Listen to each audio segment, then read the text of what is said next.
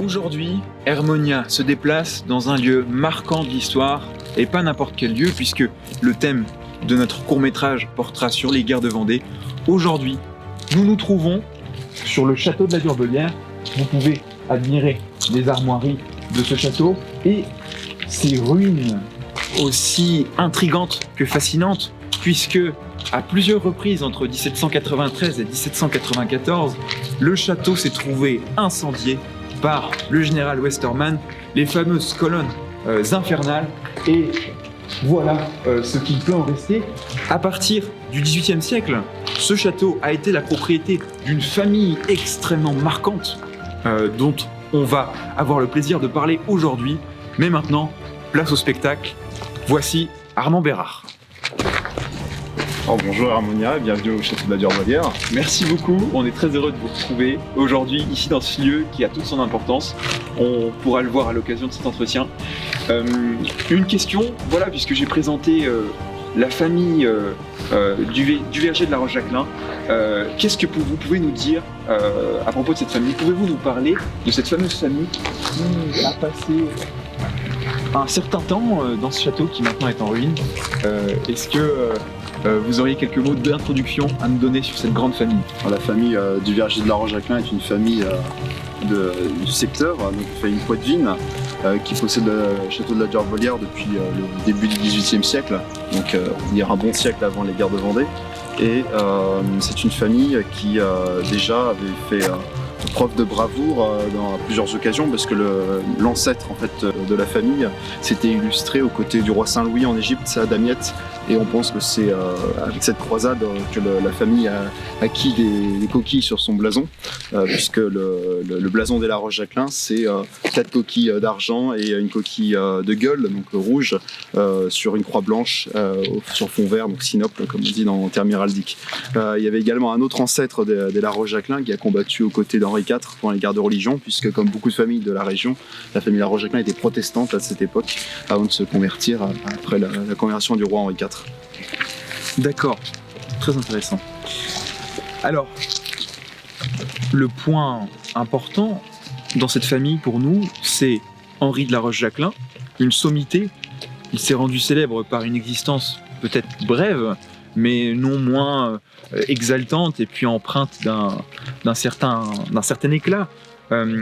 Voilà, à l'heure où finalement tout ce qui faisait la stabilité d'un ordre, la monarchie en place, se délite. En août 1792, la prise des Tuileries, Henri de la Roche-Jacquelin y assiste et finalement s'en trouve impuissant et n'est pas en mesure, la guerre de Suisse est massacrée, n'est pas en mesure finalement de défendre son roi. Il se fait un serment, le serment de laver l'honneur de la monarchie, de laver pour, comment dire, venger ce roi qui a injustement été, évincé finalement. Et donc, Henri de la Roche-Jacquelin s'en retourne sur ses terres, ici, à la Durbelière. Il ne tardera pas à y retourner pour un événement important. Les paysans vont accueillir Henri de la Roche-Jacquelin à compter d'avril 1793 pour tenter de mobiliser cet homme contre la conscription qui a été décrétée par le comité de salut public, une levée de 300 000 hommes. Henri de la Roche-Jacquelin se trouve face à des paysans qui veulent absolument en faire leur chef de guerre, et Henri de la Roche-Jacquelin est face à un dilemme. Il va s'engager. Comment expliquer que Henri de la Roche-Jacquelin n'ait pas entendu accepter cet idéal révolutionnaire, se plier au régime en place, et cette bande de paysans, il en prend la tête et il va vivre le combat de sa vie. Pourquoi il s'engage? Pourquoi il décide à un moment de faire cet acte? Parce que, comme vous l'avez dit, il était fidèle à la monarchie, puisque c'était un militaire, comme tous ceux de sa famille. Il était officier dans la garde royale de Louis XVI, aux Tuileries. Et peu de temps avant la prise des Tuileries, donc la garde royale a été limogée par ordre de l'Assemblée législative. Et il était resté, comme nombre de gentilshommes, notamment poitevins, aux Tuileries pour défendre la famille royale. Donc parmi eux, on va trouver des noms qui vont faire parler d'eux en Vendée, les Charrettes, Marigny, Toutichamp, Lescure également, mais qui n'était pas présent au combat des Tuileries. Lescure, c'était son cousin, Oui. Louis de Lescure, grande figure vendéenne, le sein du Poitou. Oui. Et La Roche-Jacquelin, comme vous l'avez dit également, s'est senti meurtri de ne pas avoir pu défendre la famille royale, de ne pas avoir pu mourir au combat. Je pense que c'est ce qu'il aurait souhaité, puisque un grand nombre de gentilshommes et puis de gardes suisses présents ont été massacrés par les sans-culottes. Oui. Et il revient donc en Poitou. Alors, ça n'a pas été simple parce que tous les accès de Paris étaient fermés et donc il a pu revenir dans le Poitou, mais vraiment de manière très difficile. Et là, il s'en est fallu peu pour qu'il soit capturé.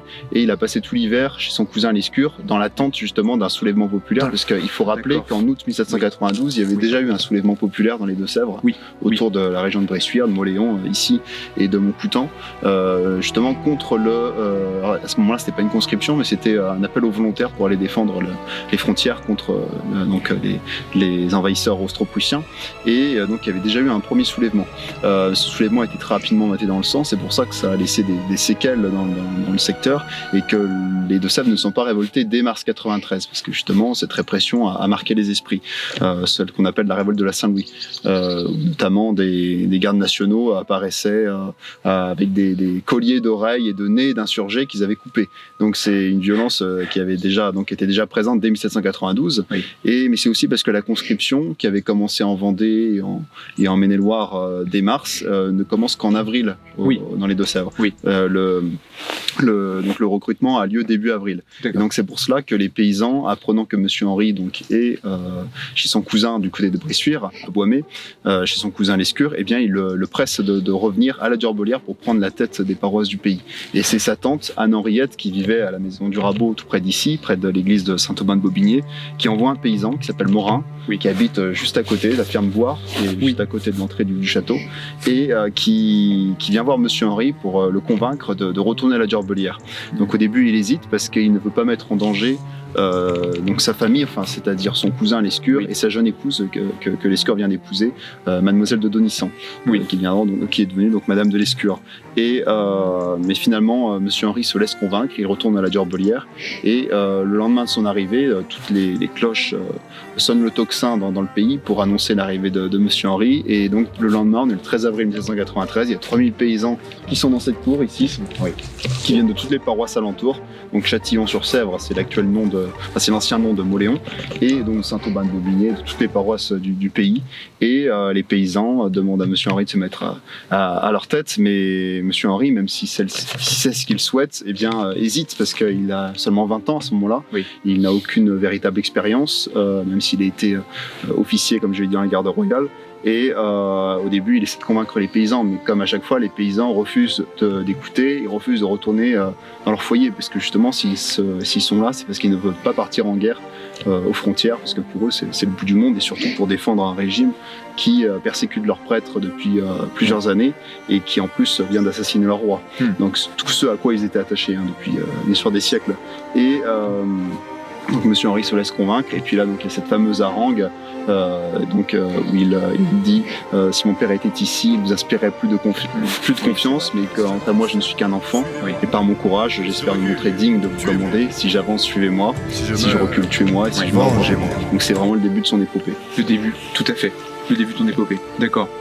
Alors maintenant, on se trouve au centre, au cœur des ruines du château de la Durbelière, et très concrètement, je vous ai entendu parler des brouhards notamment, et ça me fait penser à votre roman de la Durbelière, mais où je veux en venir, c'est que c'est un début, vous nous l'avez dit, pour Henri de la Roche-Jacquelin, ce lieu, mais finalement la Durbelière, c'est aussi un début pour vous, un début pour une carrière littéraire, un début pour votre carrière de romancier de la Durbelière en quelque sorte, puisque votre roman s'appelle Le roman de la Durbelière. Vous avez décidé d'installer votre intrigue ici à la Durbelière, dans le tome 1, puisque vous avez édité 4 tomes, dont le dernier est sorti en 2019. Pourquoi avoir choisi ce lieu privilégié ? Pourquoi le roman de la Durbelière commence ici et est aussi attaché à ce lieu ? Parce que depuis l'enfance, je me passionne pour les guerres de Vendée. Moi, je suis pas du tout vendéen. Je suis vendéen d'adoption, vendéen de cœur, comme j'aime à le dire. Et donc, depuis tout petit, je me suis passionné pour les guerres de Vendée et forcément pour le personnage de Monsieur Henri, parce que je trouve que c'est une figure attachante par sa jeunesse. Il incarne tout ce qui fait rêver. En vérité, l'héroïsme, la bravoure, le panache. Et vraiment, savoir qu'il avait 21 ans au moment de sa mort, c'est incroyable. Se dire comment il a pu faire autant de choses en aussi peu de temps, parce que son épopée a duré 9 mois seulement, d'avril 93 à janvier 94. Et on a l'impression que son épopée a duré des siècles. Et c'est pour ça qu'il continue encore de faire l'admiration. Alors, de peu de gens malheureusement parce qu'il est trop peu connu, parce qu'il n'a pas la renommée qu'il mériterait, mais en tout cas pour ceux qui s'intéressent aux guerres de Vendée, c'est quand même une figure incontournable et c'est pour ça que je m'intéresse à ce personnage depuis l'enfance. Oui, je comprends tout à fait. Alors, il est évident à lire le roman de la Durbelière que quand on pense à la famille des Rortais, je ne sais pas si cette famille effectivement existait, mais moi quand je lis le tome 1 du roman de la Durbelière, je vois un peu la famille Rortais, le marquis, finalement comme, si vous voulez, la famille La Roche-Jacquelin, typiquement, puisque la Durbelière était le lieu de La Roche-Jacquelin. Alors, est-ce que finalement c'est un clin d'œil à cette famille, comment dire, et puis le personnage d'Henri de La Roche-Jacquelin, on voit dans le tome 4, on vit effectivement les combats. Alors, dernière question à propos d'Henri de La Roche-Jacquelin, peut-être la question la plus importante finalement, par rapport à ce qu'on vit aujourd'hui. Est-ce que Henri de La Roche-Jacquelin aurait des leçons à nous donner, à nous, aujourd'hui? Est-ce que vous pensez qu'on aurait encore des raisons d'en parler et de le prendre pour exemple? Et dans quelle mesure? Bah oui, tout à fait. Je pense que le personnage d'Henri de La Roche-Jacquelin fascine à toutes les époques. Il a fasciné au 19e siècle et il ne peut que fasciner encore de nos jours parce que, je veux dire, ce qu'il a fait, ce qu'il incarne, c'est intemporel. Il incarne la fidélité, l'honneur, le panache, la bravoure, la jeunesse. Donc c'est autant de choses qui sont intemporelles, je pense. Et qui forcément, encore plus à notre époque où on a besoin de repères, on a besoin de se raccrocher aussi à des figures du passé pour pouvoir préparer l'avenir. Je pense que le personnage d'Henri de La Roche-Jacquelin, il a toute sa place. Il y a beaucoup de personnages de l'histoire de France qui peuvent nous inspirer, mais c'est vrai qu'Henri de La Roche-Jacquelin, il incarne beaucoup de choses. Et j'aime beaucoup cette phrase d'un premier ministre républicain de la fin du 19e siècle, qui s'appelait Jules Simon, qui était donc, président du Conseil au début de la Troisième République, et qui disait, qui a écrit « Si pour tout royaliste, Henri de La Roche-Jacquelin est un martyr, pour tout cœur français, c'est un héros ». Donc cette phrase, j'aime beaucoup parce que ça montre qu'Henri de La Roche-Jacquelin, même s'il incarnait la cause catholique et royale, eh bien, je pense qu'on peut tous se retrouver dans cette figure. Quelle que soit son opinion politique, quelle que soit même au niveau de la question religieuse, on peut tous se retrouver dans Henri de La Roche-Jacquelin parce que, comme je l'ai dit tout à l'heure, il incarne tout ce qui fait rêver, et notamment la jeunesse. Donc je pense que pour la jeunesse, c'est vraiment un personnage qui doit inspirer. Et puis c'est d'autant plus vrai que sur le côté religieux notamment, et par rapport à ce que l'histoire nous a donné de voir, je pense à Napoléon. Napoléon parlait aussi en bien d'Henri de La Roche-Jacquelin, ce qui est assez surprenant aussi, on pourrait se dire, pour quelqu'un qui est très laïque, qui est très dans l'air de son temps, et qui était finalement assez méfiant envers tout ce qui avait pu se passer en Vendée. Finalement, c'est assez surprenant. Napoléon, il a quand même eu toujours de l'admiration pour les Vendéens. C'est lui qui a appelé les Vendéens les géants. Même en 1795, on lui avait proposé un poste dans l'armée de l'Ouest. Il a refusé. Bon, c'est aussi par calcul, parce qu'il ne voulait pas entacher sa carrière justement par la guerre civile, parce qu'il y avait quand même plus de gloire à acquérir en se battant à l'étranger contre les armées étrangères plutôt qu'en se battant dans une guerre civile. Napoléon a toujours eu de l'admiration pour les Vendéens. En 1808, on connaît cet épisode où il échange, alors qu'il vient en Vendée pour surveiller l'avancement des travaux de La Roche-sur-Yon, qu'on appelait à l'époque Napoléon, la ville de Napoléon. Et bien, il échange avec une ancienne Amazone des guerres de Vendée qui s'appelle Louise Regrenil. Et donc c'est aux 4 chemins de Loire, près des Herbiers, qu'il échange avec cette héroïne. Et bien, il lui montre toute son admiration. Et il y avait le frère de cette héroïne qui était à ses côtés. Napoléon se tourne vers le frère en lui disant et vous, qu'est-ce que vous faisiez pendant que votre sœur se battait si bien pendant les guerres de Vendée? Et le frère répond un petit peu désorienté, il répond eh bien sire, moi j'étais neutre. Et puis Napoléon lui répond comment vous étiez neutre? Vous étiez un Jean Foutre, monsieur. Et donc il se retourne et il l'ignore ensuite complètement et puis il reste à discuter avec Louise Regrenil. Donc on voit vraiment que Napoléon, à travers cet épisode, en fait, a vraiment une admiration pour les guerres de Vendée. Je pense que c'était un homme pragmatique, Napoléon, et qui savait reconnaître la bravoure, quel que soit le camp, et même quel que soit chez ses adversaires, il savait reconnaître la bravoure. Et puis on connaît ces mots que Napoléon a eus pour Charette dans ses mémoires, où il dit que Charette laisse percer du génie. Et il a dit également, pour Henri de la Rochejaclin, il a dit ça au général comte de Montholon quand il a dicté ses mémoires à Sainte-Hélène. Il lui a dit, la Rochejaclin, qui sait ce qu'il serait devenu s'il avait vécu. Donc on peut tout imaginer. Hein. Wow.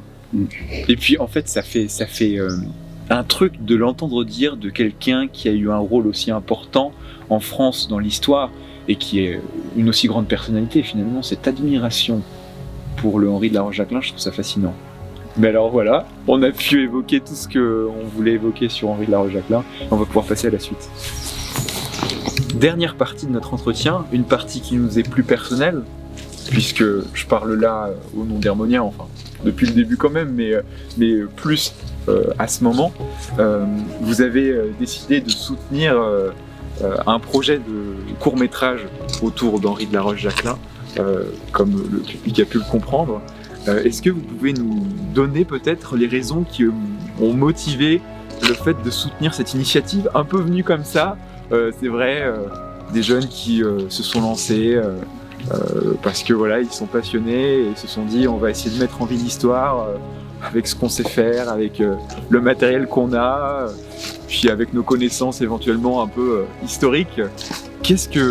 Comment vous voyez la chose? Qu'est-ce qui a pu vous motiver dans ce projet qu'on soutient? Parce que j'avais entendu parler de votre projet par un ami commun, et donc qui m'a parlé de vous, de votre projet sur Monsieur Henri. Alors forcément, moi, ça m'intéresse parce que je suis vraiment passionné par le personnage, tout ce qui touche au personnage, toutes les initiatives sur ce personnage, je peux que les soutenir, bien entendu. Et en plus, savoir que c'est porté par des jeunes. Moi, quand j'avais votre âge, il y a bien longtemps, j'avais aussi fait un projet de court-métrage avec toutes les difficultés que ça implique.